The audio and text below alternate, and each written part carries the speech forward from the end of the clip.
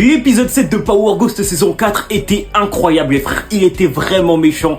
Faut qu'on en parle ensemble, mais Joe, dans cette vidéo. Bon, clairement les frères, on a été sur un épisode avec pas mal d'action, un épisode qui a bien avancé dans l'histoire. Enfin, bien avancé, oui et non, en vrai, d'une façon. Parce que, allez, il y a quand même Félicia qui est morte, mais au final, est-ce qu'on a vraiment trop avancé? Pas vraiment, en vrai de vrai, non, pas vraiment, j'avoue que j'ai un peu menti. Malgré tout, on avait besoin d'un épisode comme ça, les frères, étant donné que cet épisode instaure clairement toutes les cartes avant le final de Power Ghost.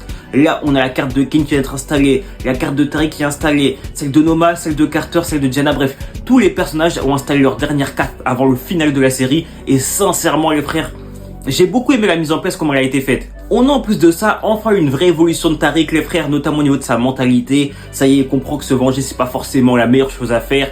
Il apprend enfin de ses erreurs, notamment la mort de son père, même s'il a fallu que Tasha l'aide sur ça.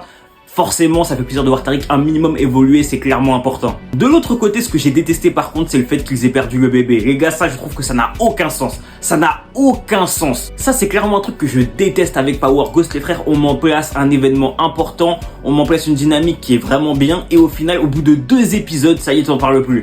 Les frères, elle était enceinte 2 épisodes, et après, elle a perdu le bébé. C'est trop naze, la vérité je trouve que c'est trop nul d'avoir fait ça. J'aurais fallu faire en sorte que ça dure, que peut-être même elle accouche vraiment, tu vois ce que je veux dire, pour que Tariq soit mis en face de ses responsabilités. Au final non, au final elle perd le bébé et voilà, enfin il fait un petit soutien moral pour Diana, mais on n'a pas été plus loin que ça. Je trouve que c'est trop dommage, vraiment, avoir mis ça en place pour qu'elle le perde aussitôt. Moi j'aime pas, la vérité j'ai pas aimé. J'avoue que par contre Carter m'a vraiment déçu les frères, je m'attendais vraiment à un antagoniste qui aurait vraiment les épaules pour ça. Le bouc il est dépassé par les événements. Et j'avoue que je comprends pas. Dans l'épisode dernier, il était monstrueux, c'était un monstre, il était en place, il captait tout, il était serein. Et là, le bug, il est dépassé par les événements.